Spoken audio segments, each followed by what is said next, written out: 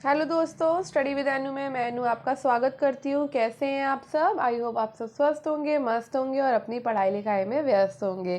तो चलिए कर लेते हैं आज का अपना 100 क्वेश्चंस का अपना कंप्लीट कर लेते हैं। यानी आपकी ये 500 प्लस क्वेश्चंस की सीरीज़ कर चल रही है, जिसमें हम टॉपिक कर रहे हैं मध्यकालीन वाला। ठीक है, तो इससे पहले का अगर टॉपिक आपने नहीं देखा है राष्ट्रीय आंदोलन का, तो वो आप देख लीजिएगा। उसमें भी 500 प्लस प्रश्नों की श्रृंखला हमने करी थी और वो पूरा टॉपिक हमने ख़त्म किया था।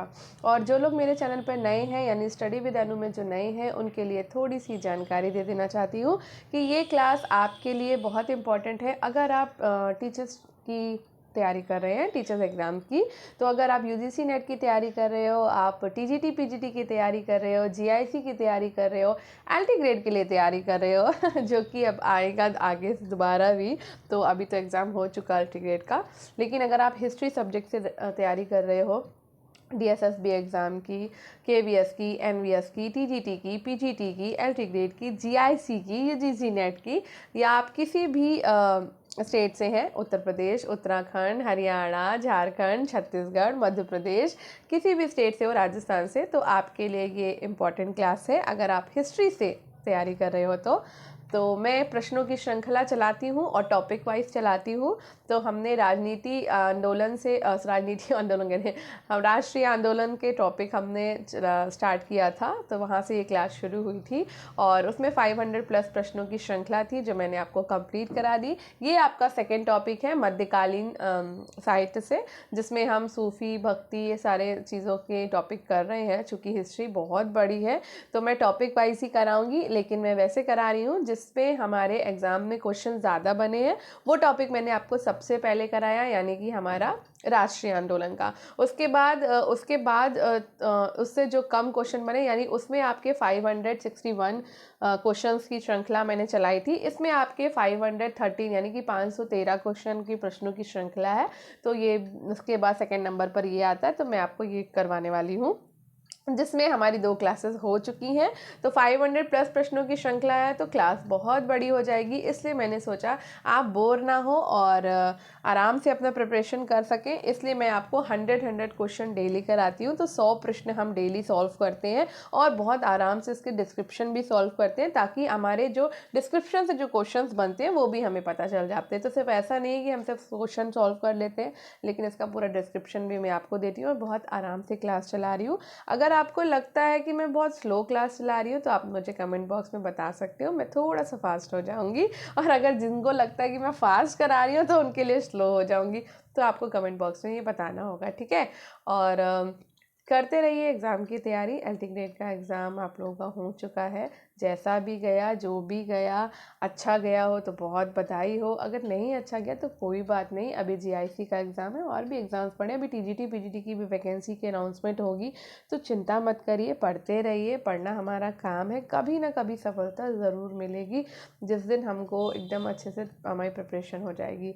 और अगर आप टॉपिक वाइज नोट्स वाली क्लास चाहते हैं तो आप उसके लिए भी मुझे कमेंट कर सकते हो, तो फिर वो मैं आपको नोट्स के फॉर्म में एक एक टॉपिक जो है ना पढ़ा दूंगी। लेकिन वो पढ़ाऊंगी वाइट बोर्ड पर, ये ऐसे इस तरह पीडीएफ फॉर्म में नहीं मिलेगी आपको वो क्लास, क्योंकि वो मेरे खुद के नोट्स हैं और वो क्लास में आपको वैसे दे पाऊंगी। ठीक है, तो आप मुझे बता सकते हो तो मैं आपको करा दूंगी। ठीक है, चलिए और शुरू करते हैं अपनी क्लास को। पढ़ते रहिए। टेट, सुपर टेट, जिसकी भी तैयारी कर रहे हो आप मुझे बता सकते हो, तो मैं टेट की भी आपको क्लासेस देना शुरू कर दूंगी।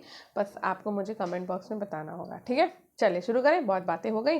तो हमने कल 200 तक क्वेश्चंस कंप्लीट कर लेते, आज हम 201 से शुरू करेंगे और 300 पर अपनी क्लास को समाप्त करेंगे। ठीक है, तो चलिए शुरू कर लेते हैं। स्टार्ट करने से पहले अगर आप मेरे चैनल यानी स्टडी विद अनु में नए हैं तो स्टडी विद अनु को सब्सक्राइब कर लीजिए और बेल आइकन को कर लीजिए प्रेस, ताकि मेरे द्वारा जितना भी कंटेंट प्रोवाइड कराया जाता है वो सारा का सारा आपको ईजिली मिल सके। ठीक है, चलिए शुरू करते हैं अपनी क्लास को।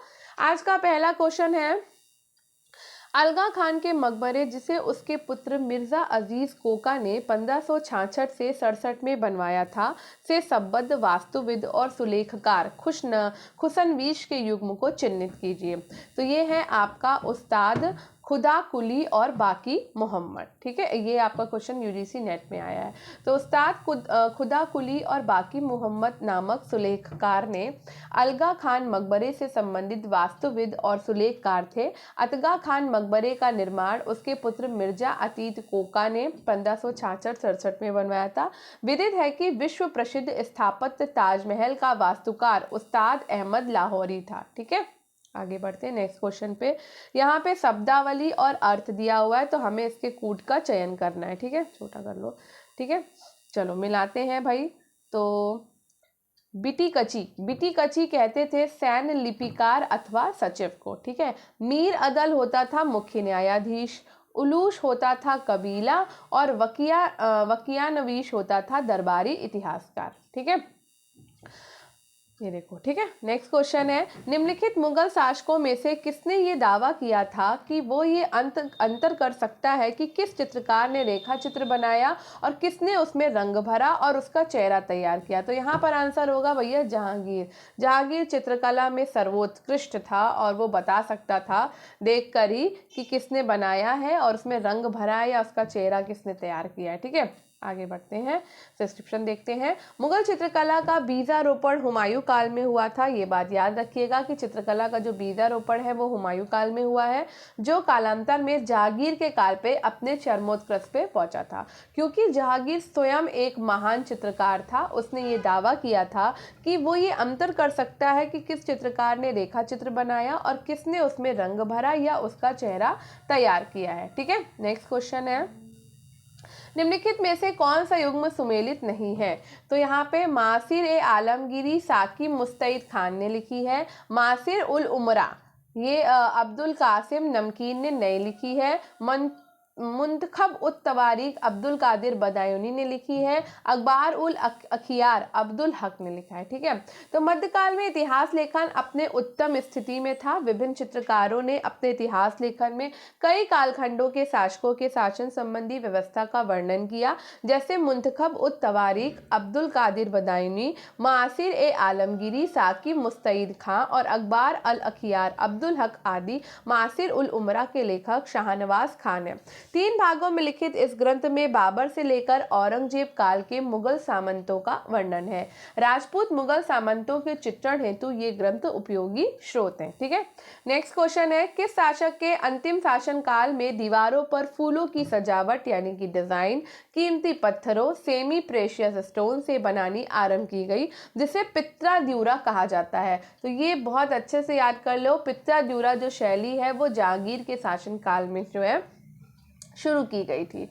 ठीक है, तो जहांगीर के काल में एतमादुद्दौला के मकबरे का निर्माण नूरजहां ने करवाया है। नूरजहां के पिता का नाम गियास बेग था। जहांगीर ने उसे एतमादुद्दौला की उपाधि प्रदान की थी। किसने? जहांगीर ने एतमादुद्दौला। उसके मकबरे में पित्राद्यूरा का प्रयोग किया गया। ये मकबरा आगरा में स्थित है। इस मकबरे के निर्माण में लाल पत्थर और संगमरमर दोनों का ही प्रयोग किया गया है। इसे नूरजहां ने ईरानी शैली के आधार पर 1626 में बनवाया था।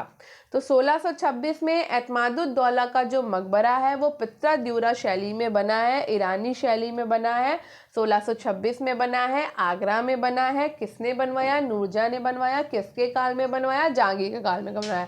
देखा कितने सारे क्वेश्चन इससे मिल गए। पहला क्वेश्चन तो ये मिला कि एतमादुद्दौला का मकबरा किसने बनवाया? नूरजहां ने बनवाया। किसके काल में बनवाया? दूसरा क्वेश्चन, जहांगीर के काल में बनवाया। कब बनवाया? 1626 में बनवाया। तीसरा क्वेश्चन, कौन सी शैली में बना है? ईरानी शैली में बना है। ठीक, नूरजहां के पिता का क्या नाम था? पांचवा क्वेश्चन, गियास बेग था। ठीक है, जहांगीर ने उसे उपाधि कौन सी दी थी? एतमादुद्दौला की उपाधि दी थी। छठा क्वेश्चन, ठीक है, उसमें इसके मकबरे में किसका प्रयोग किया गया? तो पित्राद्यूरा शैली का प्रयोग किया गया। सातवां क्वेश्चन, कहाँ पर बना हुआ है? तो आगरा में बना हुआ है। आठवां क्वेश्चन, ठीक है, उसके मकबरे में किसका प्रयोग किया गया है? तो भैया लाल पत्थर का और संगमरमर का। कम से कम आपके 9 से 10 क्वेश्चन इसमें जो है इस क्वेश्चन से बन गए आपके, है ना? इससे ही, इसलिए हम लोग को डिस्क्रिप्शन ज़रूर पढ़ना चाहिए। चलिए, नेक्स्ट है 15वीं-16वीं शताब्दी के लोकप्रिय एकेश्वरवादी आंदोलन की लोकप्रिय विशेषता थी। तो इसकी लोकप्रिय विशेषता ये थी कि ये अधीनस्थ वर्ग का आंदोलन था और इसके नेता भी अधीनस्थ वर्ग से थे तथा उन्होंने लोगों को जन भाषा में संबोधित किया था। ठीक, चलो आगे बढ़ते हैं। 15वीं-16वीं शताब्दी में लोकप्रिय एकेश्वरवादी आंदोलन की मुख्य विशेषता ये थी कि यह एक अधीनस्थ वर्ग का आंदोलन था। इसके नेता भी अधीनस्थ वर्ग से आए थे और जन सामान्य को उनकी भाषा से संबोधित किया गया था। ये एक छुआछूत विरोधी आंदोलन था। कबीर, नानक, दादू जैसे लोकप्रिय सुधारकों ने इसका नेतृत्व किया था। चलो आगे बढ़ते हैं। नेक्स्ट है सूची 1 से सूची 2 को मिलाना है। तो भैया छोटा करो और फिर इसको मिलाओ। अभी भी नहीं मिल पाएगा, और छोटा करो। चलो देखो, किला राय पिथौरा। किला राय जो पिथौरा है वो इल्तुतमिश की दिल्ली का केंद्र, जो 14वीं शताब्दी में दिल्लाए कुहना यानी कि पुरानी दिल्ली के नाम से जानी जाने लगी। ठीक है। किलोखड़ी जो था वो सुल्तान जलालुद्दीन खिलजी ने नया शहरे नोवा बनवाया था, किलोखड़ी। ठीक है। हौजे खास और तुगलकाबाद, ये अलाउद्दीन खिलजी और गयासुद्दीन तुगलक ने, तो हौजे खास अलाउद्दीन खिलजी ने बनवाया है और तुगलकाबाद गयासुद्दीन तुगलक ने बनवाया था, बसाया था। आदिल शाह और जापना। आदिल शाह और जापना जो है वो मोहम्मद तुगलक से संबंधित है। ठीक, अब हम इसका डिस्क्रिप्शन देख लेते हैं, एकदम सही डिस्क्रिप्शन। ठीक है, आगे बढ़ो। हिंदुस्तान के लिए मनोरम उदात्त भावनाओं की एक कविता किसने लिखी है? हिंदुस्तान की समृद्धि शानदार है, स्वर्ग स्वयं भी इस भाग से ईर्ष्या रखता है। इसका भूभाग पृथ्वी का उसी प्रकार से प्रमुख गहना है जैसे कि एक आकर्षक युवती के मुख पर सौंदर्य चिन्ह होता है। तो ये कहना था इसामी का। ठीक है, अब इसामी कौन है तो चलो देख लेते हैं। हिंदुस्तान की चलो ये पूरा वैसे ही लिखा हुआ है। ठीक है, तो अब्दुल मलिक इसामी का कथन है। इसामी जो है वो 14वीं सदी के भारतीय इतिहासकार और दरबारी कवि थे। इन्होंने बहमनी राजवंश के संस्थापक अलाउद्दीन बहमन शाह के संरक्षण में मुस्लिम विजय की काव्यात्मक कृति फुतुह उस सलातीन की रचना करी। इन्होंने भारत की प्राकृतिक सुंदरता, समरसता और समृद्धि आदि के बारे में वर्णन किया है। यूजीसी ने इसका उत्तर ए माना है, यानी कि इन्हीं को माना है, इसामी को। ठीक है, नेक्स्ट है, निम्नलिखित में से कौन ये बताता है कि 13वीं सदी के उत्तरार्ध में युवतियों को गणिकाओं के द्वारा दरबार के लिए फारसी यानी कि पारसी तथा भारतीय यानी कि हिंदी संगीत का प्रशिक्षण दिया जाता था? तो जियाउद्दीन बर्नी। ठीक है, जियाउद्दीन बर्नी ये चीज बताते हैं कि 13वीं सदी के उत्तरार्ध में युवतियों को गणिकाओं के द्वारा दरबार के लिए फारसी और भारतीय संगीत का प्रशिक्षण दिया जाता था। तारीखें फिरोज शाही तथा फतवाए जहांगीरी की रचना किसने करी है? जियाउद्दीन बर्नी ने करी है। ठीक है, याद रखिएगा। नेक्स्ट है, गुरु ग्रंथ साहिब में किसकी रचनाएं शामिल है? तो गुरु ग्रंथ साहिब में आपकी गुरु नानक और उनके उत्तराधिकारी की, शेख फरीद की, नामदेव, कबीर और रविदास की रचनाएं शामिल है। सिख गुरु अर्जुन देव के द्वारा संकलित है क्या? गुरु ग्रंथ साहिब। आदि ग्रंथ में गुरु नानक और उनके उत्तराधिकारों का उल्लेख किया गया। इसके अलावा नामदेव, कबीर, रविदास, शेख, बाबा फरीद आदि का गुरु ग्रंथ साहिब में उल्लेख किया जाता है। वो कौन था जिसने पहली बार भारत के विभिन्न क्षेत्रों की भाषाओं का विवरण दिया था और हमें ध्यान दिलाया था कि हिंदवी देश की संपर्क भाषा है तथा संस्कृत शास्त्रीय भाषा है? ये कहा था अमीर खुसरो ने। अमीर खुसरो ने पहली बार भारत के विभिन्न क्षेत्रीय भाषाओं का विवरण दिया था और ये बताया था कि हिंदवी देश की संपर्क भाषा और संस्कृत शास्त्रीय भाषा है। अमीर खुसरो ने 8 सुल्तानों का कार्यकाल देखा था। सर्वप्रथम अलाउद्दीन खिलजी ने उनके राष्ट्रकवि का पद दिया। ज़बान हिंदवी, जिसे बाद में उर्दू या रेखता भी कहा गया था, तथा उन्होंने फारसी की एक नई शैली विकसित की जिसे सबके हिंदी या भारत की शैली कहा जाता है। नेक्स्ट है, निम्नलिखित में से कौन सुहरावर्दी सिलसिले के सूफी थे? तो सुहरावर्दी सिलसिले के सूफी थे शेख बहाउद्दीन जकारिया। ठीक है, सोहरावर्दी शाखा का भारत में सर्वप्रथम प्रचार शेख बहाउद्दीन जकारिया सूहरावर्दी ने किया। इनका जन्म मुल्तान में 1181 में हुआ था। इन्होंने ये उच्च शिक्षा ग्रहण करने के लिए मदीना और बगदाद की यात्रा करी और यही वह शेख शहाबुद्दीन सोहरावर्दी के शिष्य बन गए तथा भारत आकर मुल्तान को अपना केंद्र बनाया। ठीक है, नेक्स्ट क्वेश्चन है, स्रोत और लेखक को हमें सुमेलित करना है। ठीक है, तो कौन सा सही सुमेलित नहीं है? अच्छा, तो यहाँ पे अब्बास खान सरावानी फुतुहाते शेरशाही के नहीं है। ठीक है, अब्बास खान सरवानी ने तारीखे शेरशाही लिखी है, ना कि फुतुहाते शेरशाही। ज़ोहर आफ्ताबची की तज़किरात उल वाक़ियात है। अब्दुल कादिर बदायनी की मुंतखब उत तवारीख है। फरिश्ता की तारीखे फरिश्ता है।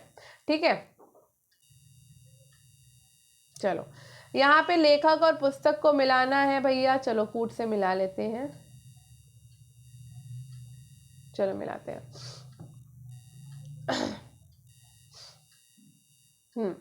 इब्ने हसन की है the central structure for the Mughal umpire.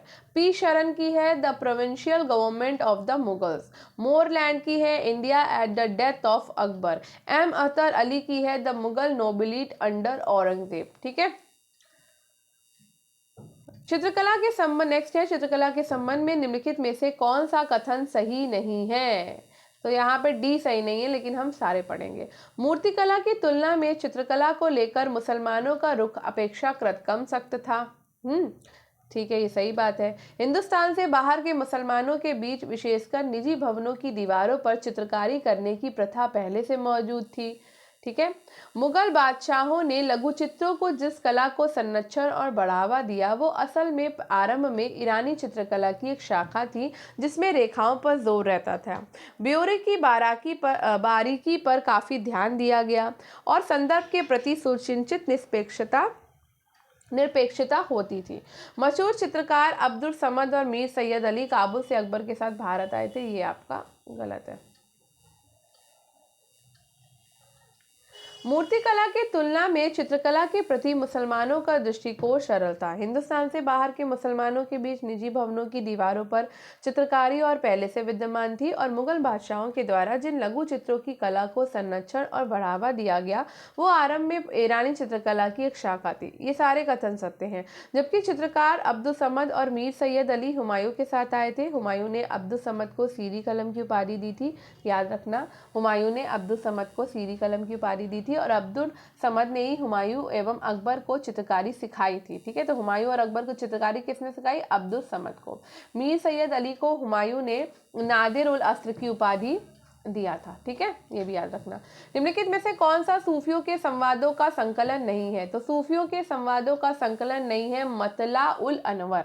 सूफीवाद या तसव्वुफ इस्लाम का एक रहस्यवादी पंथ है। इसके पंथियों को सूफी संत कहते हैं।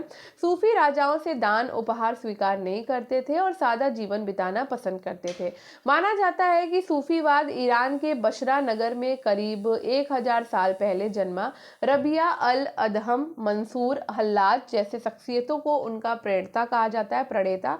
सूफियों के संवादों का संकलन फवायद उल फफात, खैर उल मजलिस और सरुस उस सुदूर फवायद उल फवाद के संकलनकर्ता कौन है? तो ये है अमीर हसन आला सिजजी देहलवी। ठीक है, आगे बढ़ते हैं। निम्नलिखित में से कौन सा कथन सही नहीं है?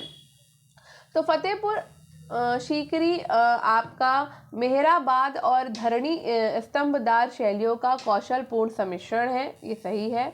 आगरा के किले और फतेहपुर सीकरी के निर्माण में लाल बलुआ पत्थर प्रमुख सामग्री थी।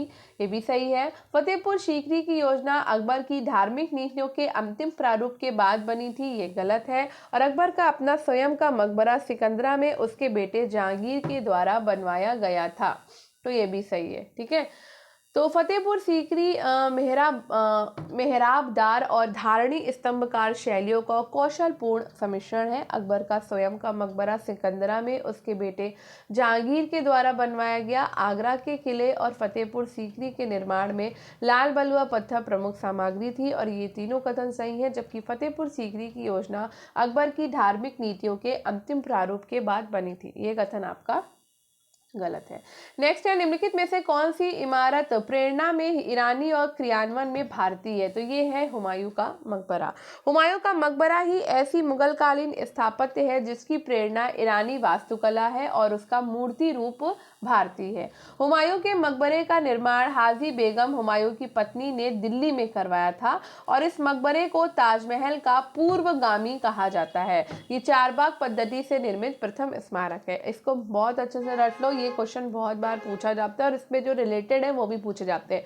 तो हुमायूं का मकबरा कौन सी वास्तुकला की प्रेरणा है? तो ईरानी वास्तुकला की। ठीक है, इसकी मूर्ति रूप इसका मूर्ति रूप कैसा है? भारतीय है। हुमायूं के मकबरे का निर्माण किसने करवाया? हाजी बेगम ने करवाया। हाजी बेगम कौन है? हुमायूं की पत्नी है। हाजी बेगम ने हुमायूं के मकबरे का निर्माण कहाँ करवाया? दिल्ली में करवाया।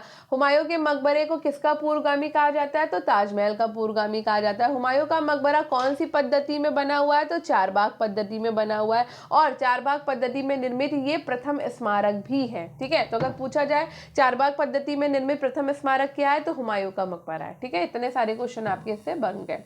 मैं लर्न कराने की कोशिश करती हूँ, जो क्वेश्चन मुझे लगता है बहुत इंपॉर्टेंट है, उससे क्वेश्चन कई बार बनता भी है। ठीक है, चलो नेक्स्ट है, गुलबदन बेगम ने मक्का जाने वाले एक हज शिष्टमंडल का नेतृत्व किया था और 1582 में वापस लौटने से पूर्व वहां 2.5 वर्षों तक रही। निम्नलिखित में से कौन सी शाही महिला इस शिष्टमंडल का हिस्सा नहीं थी? तो ये नहीं थी आपकी हमीदा बानो बेगम। गुलबदन बेगम ने कौन कौन था फिर? सलीमा सुल्तान बेगम थी, उम्म कुलसूम खानम थी और गुलनार आगा थी। ठीक है, तो गुलबदन बेगम ने मक्का जाने वाले एक हज शिष्टमंडल का नेतृत्व किया था और 1582 में वापस लौटने से पूर्व वहां 2.5 वर्षों तक रही।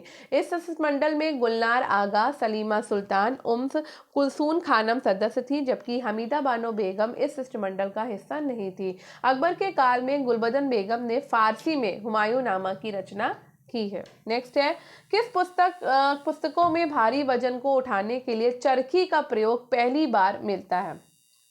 तो ये मिलता है आपका आरिफ की तारीफ ए फिरोज शाही में और सीरत ए फिरोज शाही में। ठीक है, तो अफीक की तारीख फिरोज शाही और सीरत फिरोज शाही में भारी वजन को उठाने के लिए चरखी का प्रयोग पहली बार मिलता है। तारीख फिरोज शाही पुस्तक की रचना शम्स सिराज अफीक ने की थी। ठीक है, अफीक की ये पुस्तक फिरोज शाह तुगलक के शासनकाल का विस्तृत वर्णन देती है। सीरत फिरोज शाही की रचना अज्ञात विद्वान के द्वारा की गई है। फिरोज शाह ने अपनी आत्मकथा फुतूहत फिरोज शाही की रचना की है। नेक्स्ट है कि सूफी संत ने अपने रुश्दनामा में श्री गोरख, अलग, निरंजन और ओंकार का जिक्र किया है? तो ये किया है शेख अब्दुल कद्दूस गंगोही ने। शेख अब्दुल कद्दूस गंगोही चिश्ती शाबरी परंपरा के थे। उन्होंने सिकंदर लोदी और बाबर को पत्र लिखकर भारत में शरीयत लागू करने की कामना की थी। दूसरी ओर कद्दूस गंगोही नाथ योगियों के सर्वेश्वरवादी सिद्धांत को भी मानते थे। उन्होंने रुश्दनामा नामक ग्रंथ लिखा। गंगोही अलग उपनाम से कविताएं भी लिखा करते थे। गंगोही अपने रुश्दनामा में श्री गोरख, अलग, निरंजन और ओंकार का जिक्र किया है। गंगोही ने वहदत उल वजूद को मान्यता दी। चिश्ती शाबरी चिश्ती संप्रदाय की एक शाखा थी। मुख्य काजी जब शाही कैंप के साथ चलता था तो क्या कहलाता था? कहलाता था काजी अस्कर। ठीक है, मुख्य काजी जब शाही कैंप के साथ चलता था तो कहलाता था काजी अस्कर। ठीक है, तो मुख्य काजी जब शाही कैंप के साथ चलता था तो वो काजी अस्कर कहलाता था। किसार, नाजिर, तशहीर दंड के प्रकार थे। क्या थे? किसार, नाजिर और तशहीर दंड के प्रकार थे। काजी उल कुजात काजी न्याय विभाग का प्रमुख और साम्राज्य का मुख्य न्यायाधीश था। सद्र उस सुदूर को बादशाह एवं जनता को जोड़ने वाला माध्यम, शरा का प्रवर्तक एवं उलेमा का प्रतिनिधि माना गया है। काजी का सहायक कानूनों का व्याख्याकार, मुफ्ती या वकील शरई होता था। नेक्स्ट है, निम्नलिखित कथनों में से कौन सा सही नहीं है? तो कश्मीर के शेख नरुद्दीन ऋषि ने स्थानीय परिवर्तनों को अस्वीकार कर एक शुद्धतावादी आंदोलन की शुरुआत करी। ये आपका सही नहीं है। सही क्या क्या है?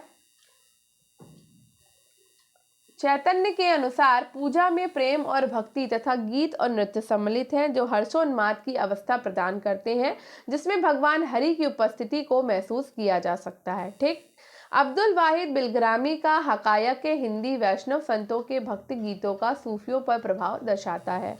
कर्नाटक की महादेवी अक्का, कश्मीर की लल्लेश्वरी और राजस्थान की मीराबाई संभवतः ये प्रदर्शित करती हैं कि भगवान को प्रेम करने की उनके भीतर अंतर्निहित आकांक्षा का दुनियाई शादी से मेल बिठाना संभव नहीं था। ठीक है। तो कश्मीर के शेख नरूरुद्दीन ऋषि ने भारतीय परिवर्तनों को अस्वीकार कर एक शुद्धतावादी आंदोलन की शुरुआत की थी।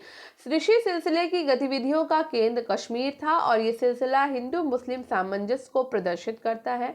नूरुद्दीन ने अपने आध्यात्मिक गुरु शैव साध्वी लल्लदेव लल्ला योगेश्वरी के प्रभाव में आकर ऋषि सिलसिला चलाया था। अतः सही उत्तर विकल्प डी है। लेखा का स्रोत फक्र ए मुदब्बिर आदाब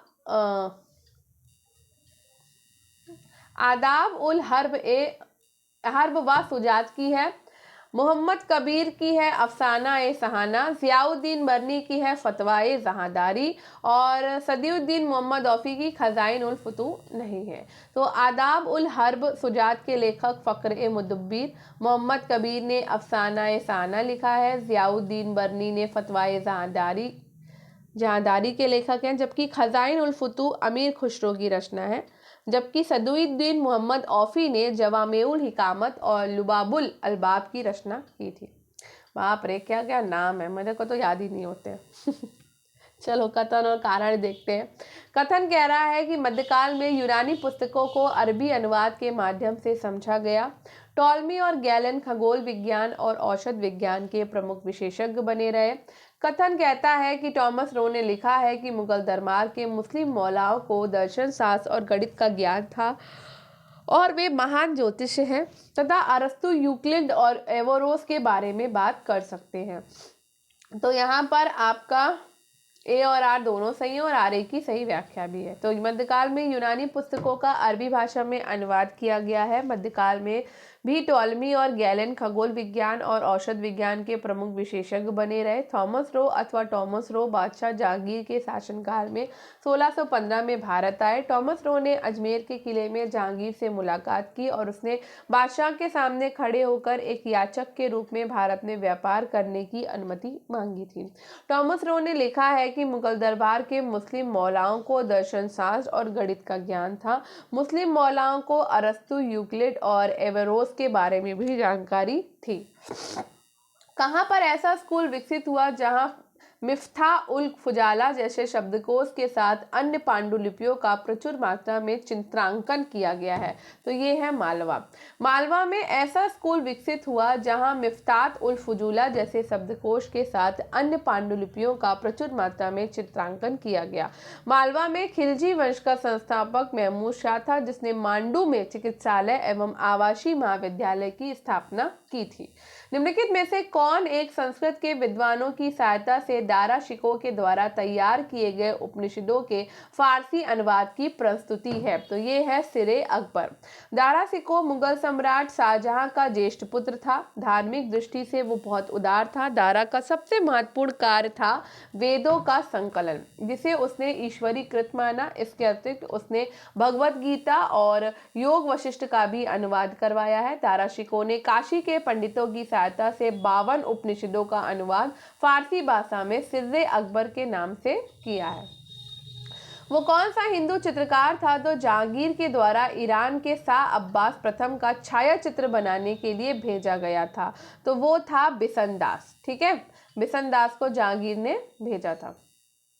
मुगल शासकों में जहांगीर सबसे अधिक चित्रकला में रुचि ली। इसके दरबार में अबुल हसन मंसूर जैसे चित्रकार रहते थे। इसके अतिरिक्त मोहम्मद मुराद, बिसनदास, मनोहर, गोवर्धन आदि भी थे। बिसनदास छवि चित्र बनाने में सिद्धहस्त थे। जहांगीर ने इसे ईरान के शाह अब्बास प्रथम का छाया चित्र बनाने के लिए भेजा था, जिसका वर्णन जहांगीर ने अपनी आत्मकथा तुजुके जहांगीरी में किया है। ठीक है।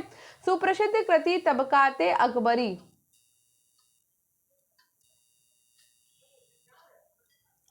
सुप्रसिद्ध कृति तबकाते अकबरी की रचना किसने की थी? तो ख्वाजा निजामुद्दीन अहमद ने करी है। तबकाते अकबरी ग्रंथ को निजामुद्दीन अहमद ने लिखा। निजामुद्दीन ने तबकाते अकबरी को 3 भागों में विभाजित किया है। मुंतखब उत तवारीख जो कि बदायूनी के द्वारा लिखी गई है। अकबरनामा को अबुल फजल ने लिखा है और कानून हुमायूनी को ख्वांद मीर ने लिखा है। ठीक है, नेक्स्ट है मुस्लिम कानून का प्रतिपादन करने के लिए निम्नलिखित में से कौन उत्तरदायी था? मीर आदिल उत्तरदायी था। बादशाह के अतिरिक्त राजधानी में प्रधान काजी, सूबे की राजधानी में सूबों के काजी और बड़े बड़े नगरों और कस्बों में भी काजियों की नियुक्ति की जाती थी। कहीं कहीं पर काजी की सहायता के लिए मुफ्ती यानी कि कुरान के कानून की व्याख्या करने वाले भी होते थे। मीर आदिल न्यायिक फैसले तैयार करके सुनाते थे और वहीं मुस्लिम कानून के प्रतिपादन हेतु उत्तरदायी होते थे। नेक्स्ट है अकबर कालीन किन भवनों की स्थापत्य योजना को बौद्ध स्थापत्य से प्रेरणा मिली थी? तो ये मिली थी फतेहपुर सीकरी के पंचमहल और सिकंदरा में अकबर का मकबरा में। अकबर कालीन फतेहपुर सीकरी का पंचमहल तथा सिकंदरा में अकबर का मकबरा भवनों की स्थापत्य योजना को बौद्ध स्थापत्य से प्रेरणा मिली है।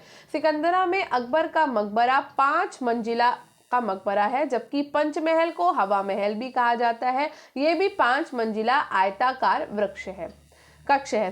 तुझके जहांगीरी किसने लिखी है? तो तुझके जहांगीरी के लेखक हैं जहांगीर स्वयं। ठीक है, तुझके जहांगीरी जहांगीर के द्वारा फारसी भाषा में लिखित है और ये जहांगीर की आत्मकथा है। इसमें जहांगीर ने अपने सिंहासन पर बैठने के समय से लेकर के अपने शासन के 17वें वर्ष तक लिखा है। बाद में स्वास्थ्य खराब हो जाने के कारण उसने लिखने का उत्तरदायित्व अपने मीर बख्शी मोतबिंद खां को सौंप दिया था, जिसने उसे जहांगीर के शासन के 19वें वर्ष तक पूरा किया, किंतु अंतिम रूप में इस पुस्तक को मोहम्मद हादी ने पूरा किया है। ठीक है, नेक्स्ट है नीचे 2 व्यक्तित्व दिए गए हैं जिनमें से एक को कथन दूसरे को कारण कहेंगे। तो मध्यकाल में मदरसे मुख्य रूप से मुस्लिम धर्मशास्त्र और उसके विशाल साहित्य से संबंधित रहे हैं। कथन है कि अधिकांश उच्च शिक्षा मदरसे के बाहर शिक्षकों के द्वारा व्यक्तिगत रूप से दी जाती थी और प्रायः अपने व्यक्तिगत प्रमाण पत्र देते थे। तो ए और आर दोनों सही है, परंतु ए की सही व्याख्या आर नहीं है। तो मुगल काल में शिक्षा के केंद्र के रूप में आगरा सर्वश्रेष्ठ केंद्र था। ठीक है, शिक्षा के केंद्र के रूप में आगरा सर्वश्रेष्ठ केंद्र था। दूसरे स्थान पर आता था नंबर दिल्ली का। दिल्ली में हुमायूं का मदरसा तथा महामंगा का द्वारा निर्मित खैर उल मजलिस प्रसिद्ध शिक्षा के केंद्र थे। इसे मदरसाए बेगम भी कहा जाता था। शाहजहां ने जामा मस्जिद के निकट मदरसा उल बका का निर्माण कराया। मध्यकाल में मदरसे मुख्य रूप से मुस्लिम धर्मशास्त्र और उसके विशाल साहित्य से संबंधित रहे हैं। मध्यकाल में अधिकांश उच्च शिक्षा मदरसों से बाहर शिक्षकों के द्वारा व्यक्तिगत रूप से दी जाती थी, जो प्रायः अपने व्यक्तिगत प्रमाण पत्र देने थे। ठीक है, नेक्स्ट है मिर्जा गालिब किस सम्राट के समय में था? तो मिर्जा गालिब जो है वो बहादुर शाह द्वितीय के समय में था। बहादुर शाह द्वितीय यानी कि जफर अंतिम मुगल सम्राट था, इसी के समय में मिर्जा गालिब था। ये एक उर्दू शायर था। मिर्जा गालिब का जन्म 27 दिसंबर 1797 को आगरा उत्तर प्रदेश में हुआ और इनकी मृत्यु दिल्ली में 1859 में हुई थी 69 में हुई थी। नेक्स्ट है जोधाबाई महल स्थित है। तो जोधाबाई महल आपका स्थित है फतेहपुर सीकरी में। जोधाबाई का महल फतेहपुर सीकरी में अकबर के द्वारा बनवाया गया था। ये एक आयताकार भवन है और इसकी लंबाई 300 फीट, चौड़ाई 215 फीट है। इसकी ऊंचाई 32 फीट है। अकबर ने फतेहपुर सीकरी की नींव 1572 में रखी एवं इसका निर्माण कार्य 1585 में पूर्ण हुआ। इसका निर्माण बहाउद्दीन ने किया। जोधाबाई महल फतेहपुर सीकरी के भवनों में सबसे बड़ा है। ठीक है, नेक्स्ट है पद्मावत के रचयिता कौन है? तो पद्मावत के रचयिता है मलिक मोहम्मद जायसी। पद्मावत के रचयिता जायसी है। जायसी का वास्तविक नाम मलिक मोहम्मद था तथा अवध वर्तमान अमेठी में स्थित था। जायस नामक ग्राम में उत्पन्न 1477 में होने के कारण जायसी के नाम से ये प्रसिद्ध हुए और इनकी मृत्यु 1542 में लगभग हुई है। जायसी ने पद्मावत, अखरावट, आखिरी कलाम नामक ग्रंथ की रचना की है। पद्मावत अवधी भाषा में रचित है। ठीक है, और ये क्वेश्चन आपका टीजीटी हिस्ट्री 2010 में पूछा गया था। ठीक है, नेक्स्ट क्वेश्चन है अकबरनामा का लेखक कौन था? तो अकबरनामा का लेखक है अबुल फजल। अकबरनामा ग्रंथ की रचना बादशाह अकबर के शासनकाल में अबुल फजल ने की थी। अकबरनामा को 3 भागों में बांटा गया है। पहले भाग में अमीर तैमूर से लेकर हुमायूं तक के मुगल शासकों के इतिहास का वर्णन किया गया। दूसरे और तीसरे भाग में 1602 ईस्वी तक के अकबर के इतिहास को दिया गया है। अबुल फजल की मृत्यु के बाद इस ग्रंथ को मुहिब खान ने पूरा किया था। नेक्स्ट है एक प्रत्यक्षदर्शी ने भारत की किस इमारत से उत्प्रेरित होकर कहा था कि उसे जन्नत से धरती पर उतारा गया है? तो ये कहा था दिल्ली के लाल किले के भवन को। तो एक प्रत्यक्षदर्शी ने भारत के दिल्ली के लाल किले के भवन की इमारत से उत्प्रेरित होकर कहा था कि उसे जन्नत से धरती पर उतारा गया। दिल्ली के लाल किले के उत्तरी भाग में सुप्रसिद्ध दीवाने खास स्थित है। ये भवन शाहजहां के शासनकाल में निर्मित अन्य भवनों से अधिक अलंकृत है। स्थापत्य कला की दृष्टि से इसकी शैली पूर्ण नहीं है, परंतु फिर भी ये अत्यधिक प्रभावशाली है। इसमें ताजमहल की सादगी का भाव है, क्योंकि इसका निर्माण उस विचार के अनुसार नहीं किया गया था। ये शाहजहां के वैभव का परिचायक है। प्रसिद्ध कवि अमीर खुसरो की ये पंक्तियां भवन के वैभव का सुंदर चित्रण प्रस्तुत करती हैं। गर फिरदौस वर रुए जमी अस्ती हमी अस्ती हमी अस्ती हमी अस्ती। ठीक है। मुगल सम्राटों में चित्रकला का पारखी कौन था? तो मुगल सम्राटों में चित्रकला का पारखी था जहांगीर। जहांगीर की चित्रकला के प्रति केवल रुचि ही नहीं थी, वरन वो कुशल चित्रकार भी था। जहांगीर अपनी आत्मकथा तुझके जहांगीरी में लिखता है कि मेरी चित्रकला के प्रति रुचि तथा पहचान की निपुणता इस सीमा तक पहुंच गई थी कि जब मैं किसी मृत अथवा आज के चित्रकारों का कोई भी चित्र बिना उसका नाम बताए मेरे सामने आता है तो मैं तुरंत बता देता हूँ कि ये चित्र अमुक व्यक्ति का है। अकारिजा उसके कला विभाग का अध्यक्ष था। तो कला विभाग के अध्यक्ष को क्या कहते थे? अकारिजा कहते थे, याद रखिएगा। ठीक है। जहांगीर के समय पे कला विभाग के अध्यक्ष को अकारिजा कहा जाता था। नेक्स्ट है आईने अकबरी का लेखक कौन है? तो आईने अकबरी का लेखक है अबुल फजल। अकबरनामा की रचना अबुल फजल ने अकबर के समय में की थी। ये ग्रंथ 3 भागों में विभाजित है। इसके तीसरे भाग को आईने अकबरी के नाम से जाना जाता है। इस ग्रंथ में अकबर की शासन व्यवस्था और उससे संबंधित नियमों और कानूनों का विस्तृत रूप से वर्णन किया गया है। इस ग्रंथ में अबुल फजल ने अपनी वंशावली और जीवनी कथा को भी लिखा है। इस ग्रंथ को मुहिब खान ने पूरा किया था, क्योंकि लेखन कार्य के समय 1602 में अबुल फजल की हत्या हो गई थी। ठीक है। क्वेश्चन इंपॉर्टेंट है, देख रहे हो अब 2-3 बार पूछा गया अब तक। मुंतखब उत तवारीख पुस्तक के लेखक का नाम बताइए। तो ये है अब्दुल कादिर बदायूनी।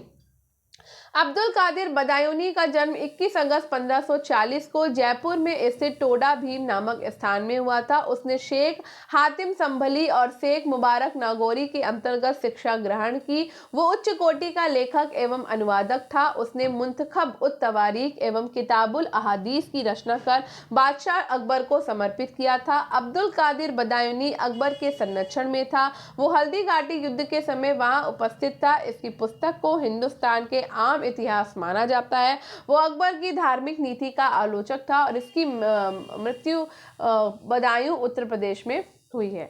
नेक्स्ट है अकबर के दरबार का एक विख्यात हिंदी कवि कौन था? अब्दुल रहीम था। अकबर के युग में हिंदी केवल हिंदुओं की धरोहर नहीं है, बल्कि इस पर मुसलमानों का भी अधिकार था। उनकी रचनाएं आश्चर्यजनक है। फारसी, अरबी, तुर्की में भी हिंदी संस्कृत के समान मर्मज्ञ अब्दुल रहीम खानखाना सबसे प्रमुख थे। हिंदी काव्य का कोई इतिहास खानखाना के सम्मान के उल्लेख के बिना अपूर्ण है। रहीम के दोहे आज भी प्रचलित हैं। नेक्स्ट क्वेश्चन है वाकियाते बाबरी है। तो वाकियाते बाबरी बाबरनामा नाम से चर्चित बाबर की आत्मकथा है। वाकियाते बाबरी या बाबरनामा बाबर की आत्मकथा है, जिसने उसने अपनी आत्मकथा मातृभाषा, उसकी मातृभाषा थी चगताई तुर्की, उसमें लिखी है, जिसे तुझके बाबरी, वाकियाते बाबरी, साधारण रूप से बाबरनामा जैसे विभिन्न नाम दिए गए। बाबर ने अपनी आत्मकथा विजयनगर और मेवाड़ जैसे हिंदू राज्यों का उल्लेख किया। तो याद रखिएगा बाबरनामा का नाम तुझके बाबरी भी है, बाबरनामा का नाम वाकियाते बाबरी भी है। ठीक है। और चगताई तुर्की में उसने लिखा है। ये चगताई तुर्की उसकी मातृभाषा थी। नेक्स्ट हमें यहाँ पे सुमेल करना है, तो चलिए सुमेल कर लेते हैं। तो अमीर खुसरो ने लिखी है क्या? तुगलकनामा। इब्न बतूता की है रहला। मिनाज उस सिराज की है तबकाते नासिरी। और जियाउद्दीन बर्नी की है तारीखे फिरोज शाही। ठीक है। टीजीटी हिस्ट्री का क्वेश्चन है ये भाई। ठीक है, तो अपनी अमीर खुसरो ने तुगलकनामा, इब्न बतूता ने रेला लिखी है। इब्न बतूता ने अपनी यात्रा का वर्णन रेला में किया है। ज़ियाउद्दीन बर्नी ने फिरोजशाह तुगलक को खुश करने के लिए तारीख फिरोजशाही की रचना करी और तबकात नासरी की रचना मिनहाज उस सिराज ने की थी। मज़्म उल बहरीन पुस्तक के लेखक का नाम बताइए। तो मज़्म उल बहरीन पुस्तक के लेखक हैं दारा शिकोह। दारा शिकोह ने संस्कृत ग्रंथ भगवत गीता एवं योग वशिष्ठ का स्वयं अपनी देखरेख में फारसी अनुवाद कराया। उसका सबसे महत्वपूर्ण कार्य वेदों का संकलन था, जिसे उसने ईश्वरी कृति माना। दारा ने स्वयं फारसी भाषा में मज़्म उल बहरीन दो समुद्रों का मिलन नामक पुस्तक की रचना करी है। सिख धर्मशाला वो स्थान था जहां सिख बैठते थे और अपने आप को ईश्वर की उपासना में लगाते थे। जब ठग सज्जन ने गुरु अर्जुन के सामने समर्पण किया तो एक धर्मशाला बनवाई गई। तो ये ए सही है आपका और आर गलत है। ठीक है, सिख धर्म की नींव गुरु नानक ने पंजाब में डाली। वस्तुतः सिखों का इतिहास सिख गुरुओं के इतिहास से प्रारंभ होता है। कुल 10 सिख गुरु हुए। सिख धर्मशाला वो स्थान है जहाँ सिख बैठते थे और अपने आप को ईश्वर की उपासना में लगाते थे। गुरु अर्जुन देव को सच्चा बादशाह भी कहा जाता है। इन्होंने रामदासपुर में अमृतसर और संतोषसर नामक तालाब निर्मित कराए। 1604 में इन्होंने आदि ग्रंथ की रचना करी है। ठग सज्जन ने गुरु नानक के सामने समर्पण किया था। नेक्स्ट है पुस्तकों के नाम और उनके लेखक। गुलशन इब्राहिमी मोहम्मद कलीम फरिश्ता की है। तारीख फिरोजशाही है अबुल फजल की। मुंतखब उत तवारीख है ज़ियाउद्दीन बर्नी की। और अकबरनामा है अब्दुल कादिर बदायूनी की। ठीक है,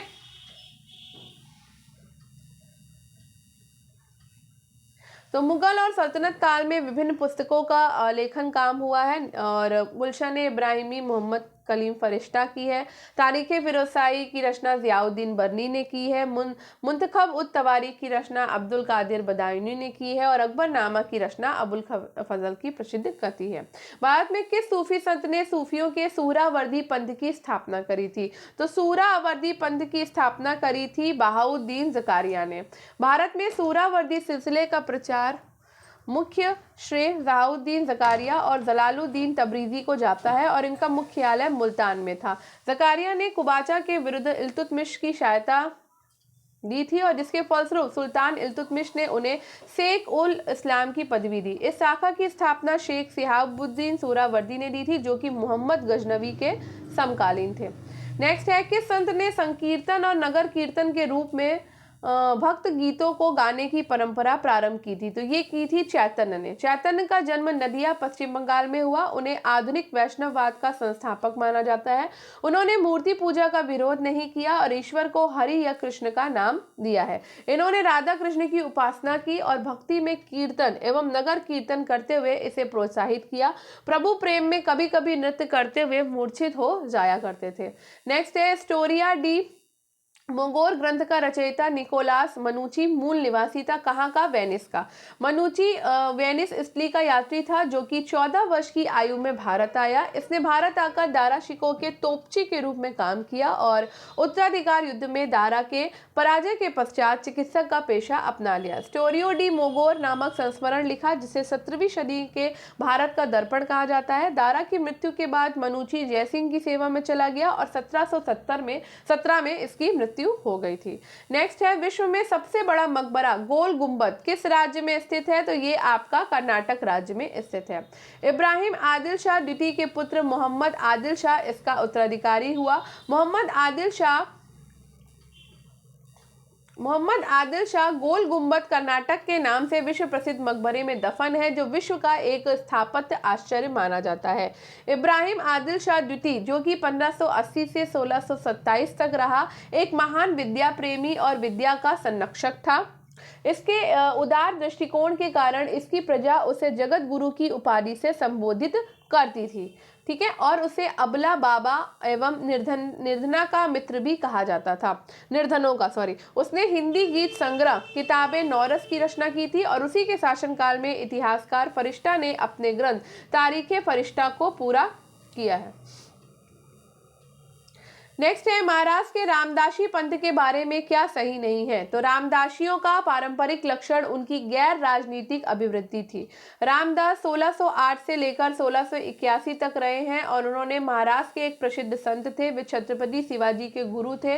उन्होंने दासबोध नामक एक ग्रंथ की रचना करी जो मराठी में है। समर्थ रामदास जी अपने शिष्यों के द्वारा समाज में एक चैतन्य दासी संगठन खड़ा किया। समर्थ जी के द्वारा स्थापित संप्रदाय को समर्थ संप्रदाय और रामदासी संप्रदाय कहते हैं। रामदासी पंथ पूरी तरह से ब्राह्मणों से मिलकर बना था।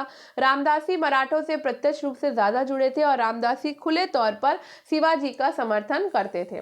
नेक्स्ट है निम्नलिखित में से किसने उपनिषदों को फारसी में अनुदित कराने की पहल करी है। तो ये दारा ने करी है। ठीक है, शाहजहां के पुत्र दारा शिकोह ने अथर्ववेद एवं उपनिषदों को फारसी में अनुवाद कराया। उसने 52 उपनिषदों का सिर्रे अकबर महान रहस्य नाम से फारसी अनुवाद कराया।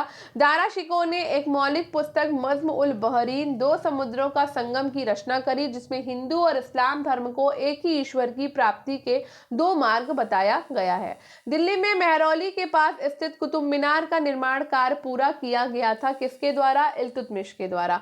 इल्तुतमिश 1210 से 1236 तक रहा जिसे दाश वंश का वास्तविक संस्थापक कहा जाता है। उसने कुतुबुद्दीन ऐबक के द्वारा बनवाए गए दिल्ली स्थित कुतुब मीनार के अपूर्ण कार्य को पूरा करवाया जो प्रारंभिक इस्लाम कला का श्रेष्ठ नमूना माना गया था।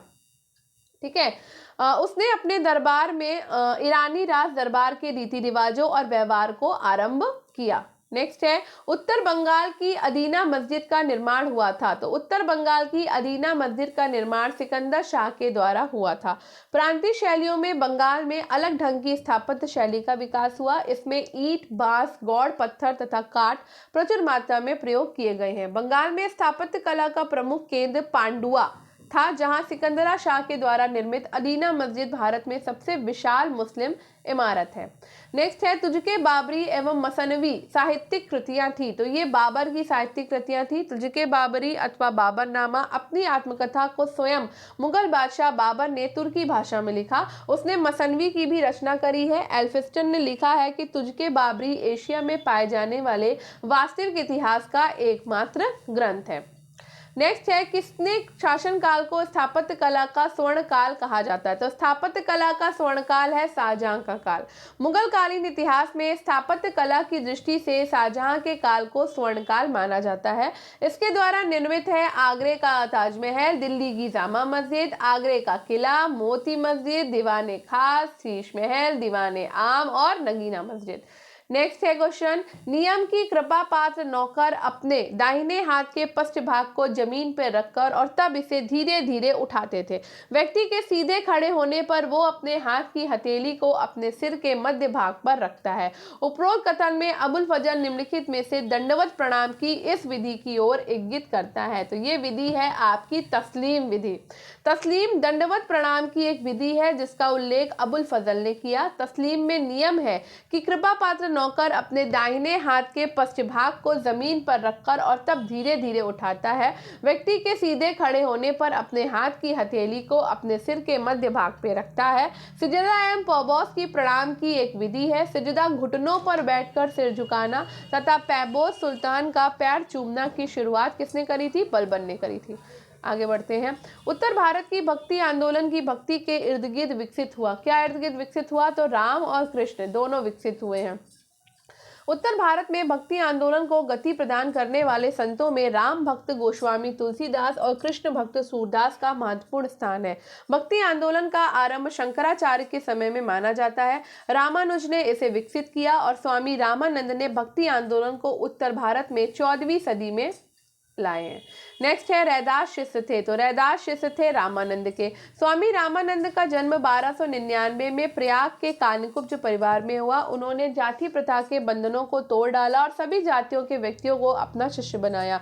कबीर, रैदास, धन्ना आदि उनके शिष्य थे। उन्होंने पद्मावती तथा सुरसीर नामक स्त्रियों को अपना शिष्या बनाया था। नेक्स्ट है दिल्ली के लाल किले का निर्माण किसने कराया? तो दिल्ली का लाल किला बनवाया है शाहजहां ने।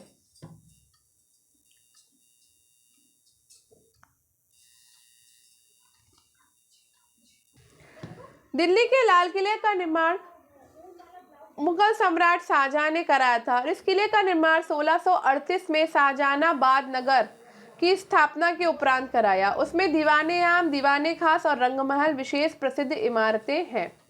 मुगल काल में कौन सी पहली इमारत है जो पूर्णतः संगमरमर से बनी है? तो एतमादुद्दौला का मकबरा जो है वो पूर्णतः संगमरमर से बना। एतमादुद्दौला का मकबरा मुगल कालीन प्रथम इमारत है, ठीक है, जो पूर्णतः संगमरमर से निर्मित है। ये कहाँ स्थित है? आगरा में स्थित है। इसका निर्माण किसने कराया? नूरजहां ने कराया। कब कराया? 1626 में कराया। ईरानी शैली के आधार पर कराया है और इसमें सर्वप्रथम पित्तर धुरा का प्रयोग हुआ। तो ये सारे क्वेश्चन हम देखो पहले वाले क्वेश्चन में कर चुके हैं। वही क्वेश्चन अभी मैंने कहा था बहुत इंपॉर्टेंट क्वेश्चन है, फिर से आएगा ये, ठीक है। निम्नलिखित में से किसने पटना नगर की स्थापना की थी? तो पटना नगर की स्थापना शेरशाह ने करी है। एक प्रसिद्ध भवन निर्माता के रूप में शेरशाह के द्वारा निर्मित सासाराम के मकबरे को पूर्वकालीन शैली का पराकाष्ठा और नवीन शैली के प्रारंभ का घोतक माना जाता है। उसने कन्नौज नगर को बर्बाद करके सेरसूर नामक नगर और प्राचीन पाटलिपुत्र में आधुनिक पटना नगर की स्थापना की थी। नेक्स्ट है, निम्नलिखित में से किसने सासाराम में शानदार मकबरा बनवाया? तो शेरशाह ने सासाराम में शानदार मकबरा बनवाया है। शेरशाह ने अपने थोड़े समय के शासनकाल में इमारतें बनवाने का भी काम किया। उसकी सर्वश्रेष्ठ कृति उसका सहस्राम विहार में स्वयं का मकबरा है और कानूनगो ने उसके बारे में लिखा, बाहर से मुस्लिम और अंदर से हिंदू। झील के बीच में एक चबूतरे पर बना हुआ शेरशाह का मकबरा निसंदेह भारत की श्रेष्ठतम इमारतों में से एक है। नेक्स्ट है, आगरा शहर का निर्माण कराया किसने कराया? सिकंदर लोदी ने कराया। आगरा शहर का निर्माण करवाया था, तो आगरा शहर का निर्माण करवाया था किसने? सिकंदर लोदी ने। आगरा शहर का निर्माण 1504 में सिकंदर लोदी ने कराया और इस नगर की स्थापना व्यापारिक मार्गों पर नियंत्रण स्थापित करने के उद्देश्य से उसने किया था। आगरा में ही उसने बादलगढ़ का किला भी निर्मित कराया था। उसने आगरा को 1506 में अपनी राजधानी घोषित किया है। नेक्स्ट है, कला इतिहासकार पर्सी ब्राउन ने किस काल में मकबरों का काल संबोधित किया है? तो मकबरों का काल रहा है सैयद और लोदी का काल। कला इतिहासकार पर्सी ब्राउन ने सैयद और लोदी काल को मकबरों का काल संबोधित किया। उस समय की बनी इमारतों में मुबारक शाह सैयद, मोहम्मद सैयद और सुल्तान लोदी के मकबरे बने हैं, ठीक है। आगे बढ़ते हैं। दारा शिकोह के प्रश्न में किस संस्कृत कृति का फारसी अनुवाद नहीं हुआ था? तो भगवत पुराण का नहीं हुआ।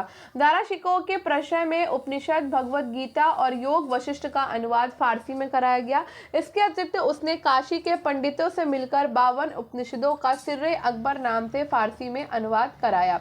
ज्ञात है कि टोडरमल के द्वारा अकबर के काल में भागवत पुराण का अनुवाद फारसी में कराया गया था। ग्रांड डफ ने लिखा है कि 17वीं शताब्दी के उत्तरार्ध में मराठों का उदय आकस्मिक अग्निकांड की भांति हुआ है। अब सूची 1 से सूची 2 को मिला लेते हैं। चलिए, खुलसात उत तवारीख सुजान राय की है। लुब उल तवारीख है राय वृंदावन की। फुतुहाते आलमगिरी है ईश्वरदास नागर की और नुस्खाए दिलकुशा है भीमसेन बुरहानपुरी की। हाँ, आगे बढ़ते हैं। गुलरुखी नाम से कविताएं लिखने वाला सुल्तान कौन था? तो गुलरुखी नाम से कविताएं लिखता था सिकंदर लोदी। तो सिकंदर लोदी 1489 से 1517 तक रहा। बहलो लोदी का दूसरा पुत्र था सिकंदर लोदी। इसका नाम था निजाम शाह। इसने सुल्तान सिकंदर शाह की उपाधि धारण की थी। इसकी माता एक स्वर्णकार हिंदू थी और यह अपने उपनाम गुलरुखी नाम से फारसी में कविताएं लिखता था। सनक संप्रदाय के प्रमुख आचार्य माने जाते हैं। तो भैया सनक संप्रदाय के प्रमुख आचार्य माने जाते हैं निम्बकाचार्य। सनक यानी कि सनकादि संप्रदाय के प्रमुख आचार्य निम्बकाचार्य माने जाते हैं। श्री संप्रदाय के प्रवर्तक रामानुजाचार्य शेषनाग के अवतार माने जाते हैं और ब्रह्म संप्रदाय के प्रवर्तक माधवाचार्य हैं और रुद्र संप्रदाय के प्रवर्तक है विष्णु स्वामी। नेक्स्ट पे चलते हैं।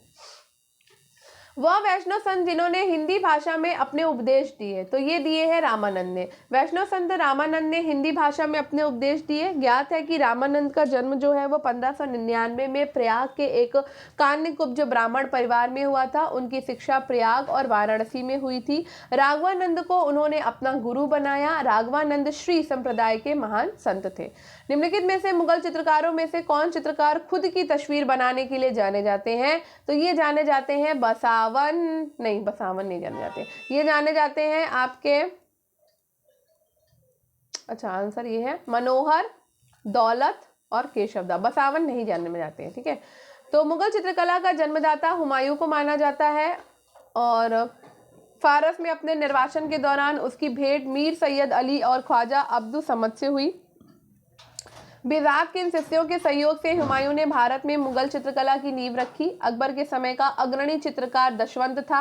जहांगीर का समय मुगल चित्रकला की दृष्टि से स्वर्णकाल कहा जाता है। सम्राट स्वयं एक कुशल चित्रकार था, यानी कि जहांगीर की बात हो रही है। मुगल काल में मनोहर, दौलत और केशवदा खुद की तस्वीर बनाने के लिए जाने जाते थे। नेक्स्ट है ईरानी त्यौहार नौरोज का प्रचलन किसने शुरू किया? तो ये बलबन ने शुरू किया है। ईरानी त्यौहार नौरोज का प्रचलन बलबन ने 1565 से 1587 तक बलबन का काल रहा है, इसने ही किया है। बलबन ने सिजदा और पौबोस यानी कि सम्राट के सम्मुख झुककर उसके पैरों को चूमना की प्रथा और अपने दरबार में शुरू कराया। मुगल शासक शाहजहां ने इस प्रथा का अंत कर दिया था और ये मूलतः ईरानी थी और इसे गैर इस्लामी समझा जाता है। बलबन अपने आप को ईरानी शासक अफरासियाब का वंशज मानता था, इसलिए उसने शायद ये नौरोज शुरू किया होगा। निम्नलिखित को सुमेलित कीजिए और नीचे दिए गए कूट से सही उत्तर का चयन कीजिए। तो भैया जामा मस्जिद किसने बनवाई है? जामा मस्जिद बनवाई है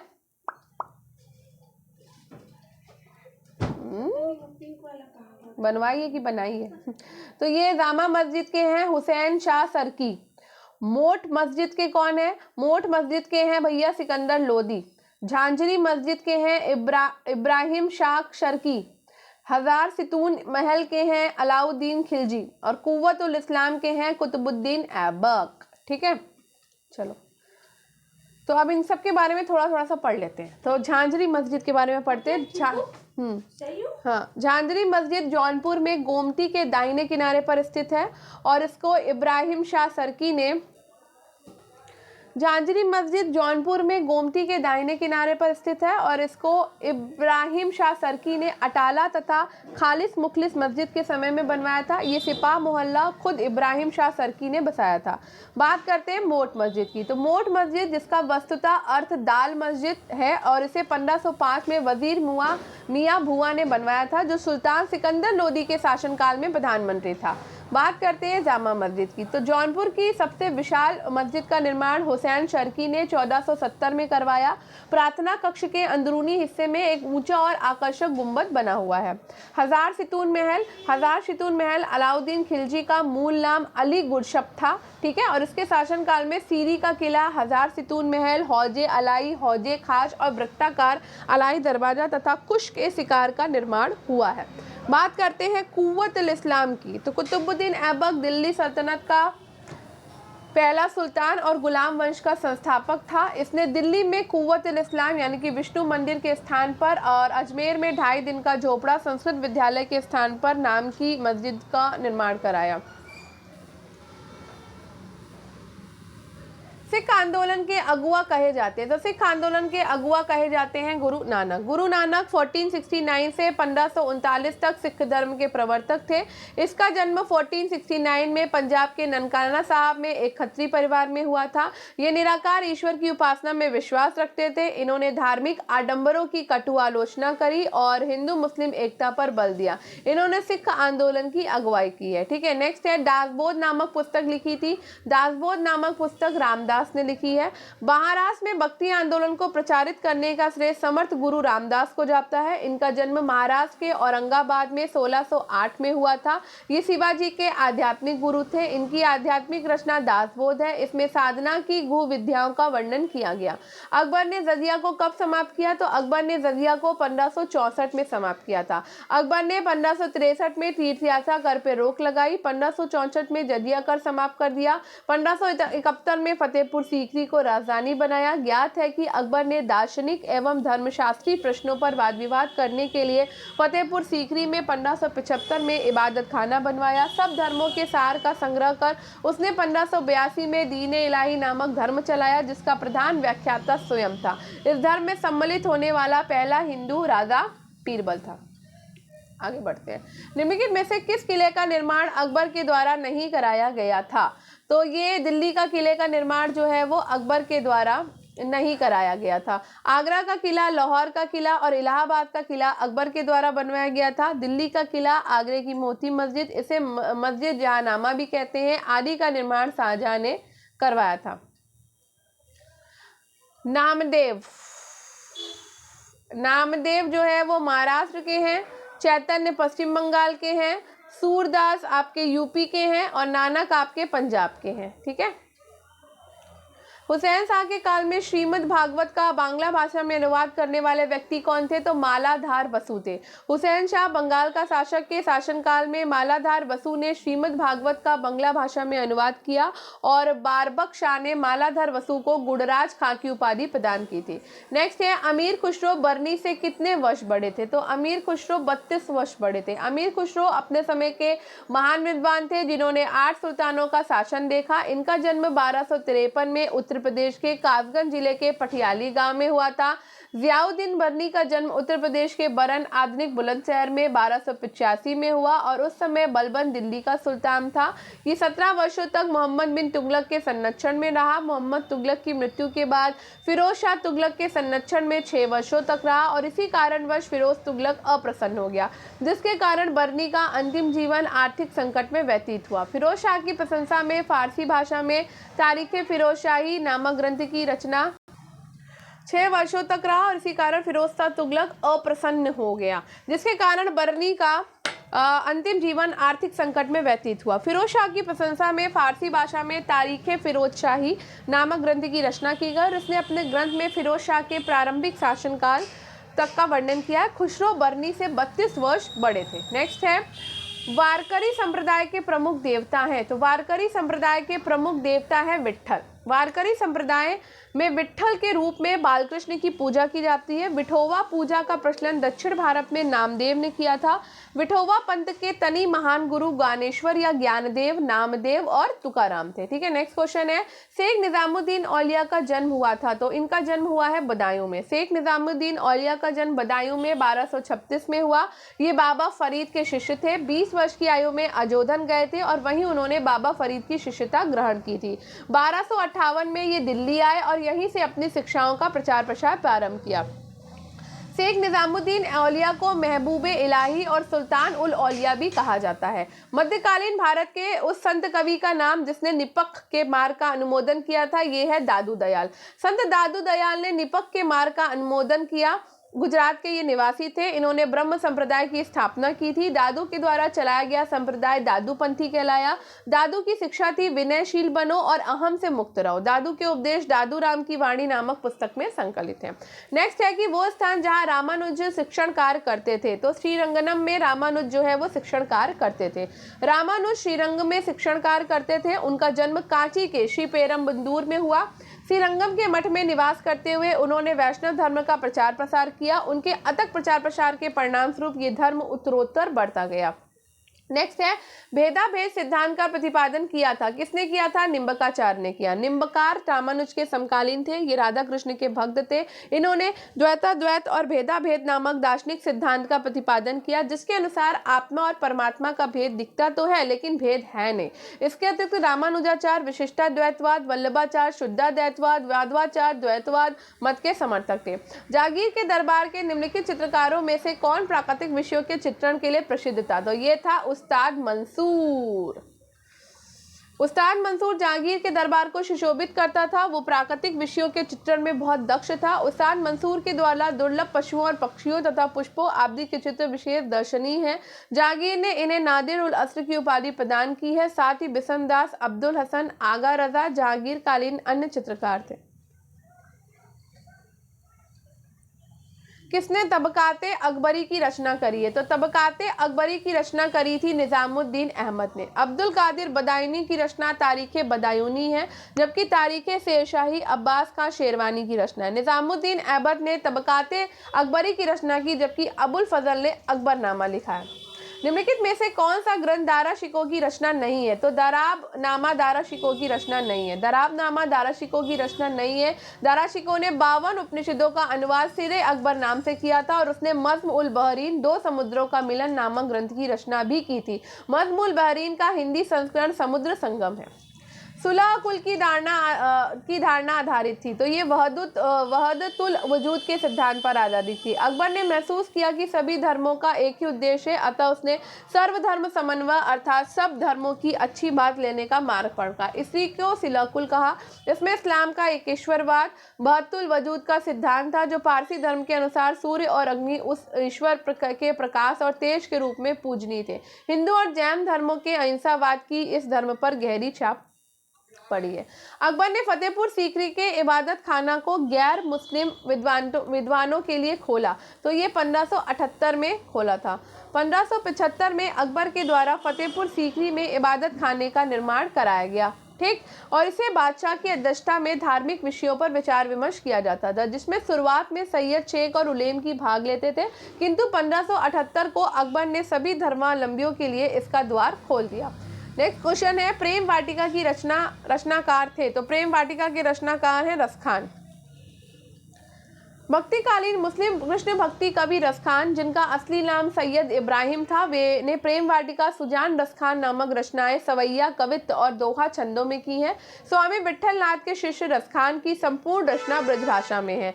अबुल फजल की रचनाओं के नाम है। तो अबुल फजल की रचनाओं के नाम है अकबरनामा और आईने अकबरी। अकबर के नवरत्नों में से एक अबुल फजल ने अकबरनामा की रचना करी।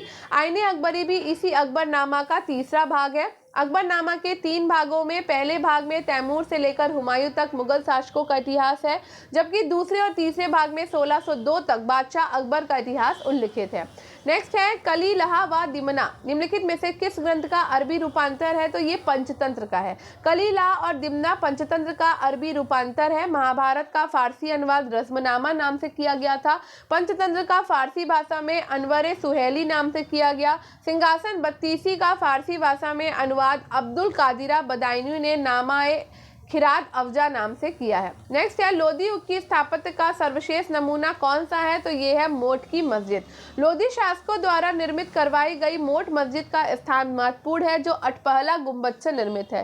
सर सैयद अहमद खान ने इसकी प्रशंसा करते हुए लिखा कि यह लोधी स्थापत्य आकार में सुंदर उपहार कृति है। सर जॉन मार्शल ने भी इसकी प्रशंसा करी और इसे लोधी कालीन स्थापत्य शैली का एक सर्वोत्तम नमूना बताया है।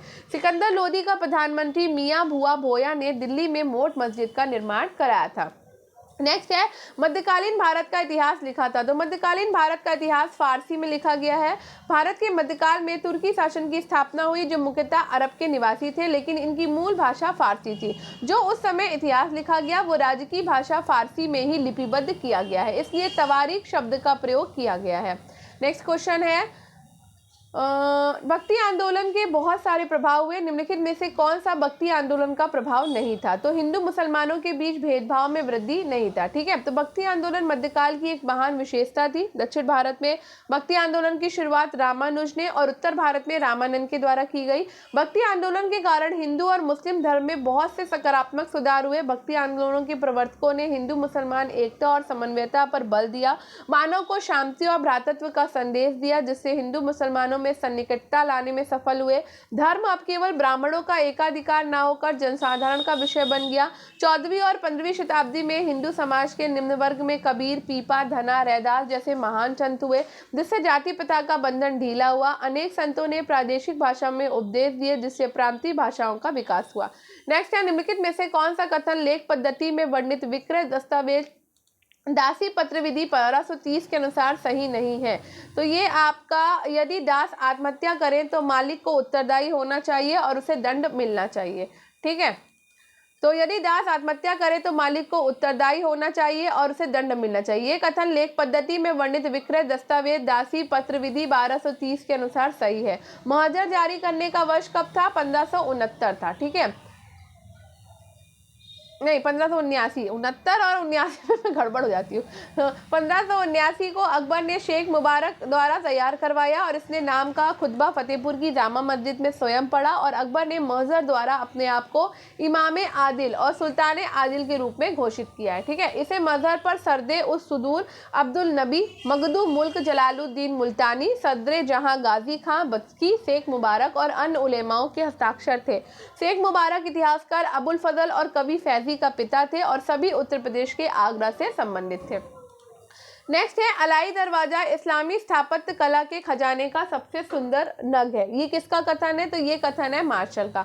अलाई दरवाजा इस्लामी स्थापत्य कला के खजाने का सबसे सुंदर नग है, ये कथन मार्शल का है। अलाई दरवाजा का निर्माण खिलजी सुल्तान अलाउद्दीन खिलजी ने किया था। और इसी के साथ ही हमारा ये वाला 100 क्वेश्चन कंप्लीट होते हैं। तो आई होप आपको आज का ये वीडियो पसंद आया होगा, आपकी क्लास पसंद आई होगी। क्लास पसंद आई हो तो मुझे शेयर करिए, यानी कि स्टडी विद एनु को शेयर करिए, कमेंट करिएगा और बताइएगा कि क्लास आपको कैसे लगी। सब्सक्राइब करिए चैनल को। Thank you. मिलते हैं कल, और कल हम करेंगे 301 से स्टार्ट। हाँ, 301 से लेकर 400 तक अपना कंप्लीट करेंगे, ठीक है। तो वीडियो को लाइक शेयर और सब्सक्राइब करना चैनल को बिल्कुल मत भूलिएगा, ठीक है। चलिए मिलते हैं कल, बाय बाय। क्वेश्चन बहुत अच्छे हैं, बहुत ज़्यादा बेस्ट क्वेश्चन हैं, और बराबर पढ़ते रहेंगे तो अच्छे से तैयारी भी हो जाएगी हमारी, ठीक है। चलिए मिलते हैं कल, बाय बाय।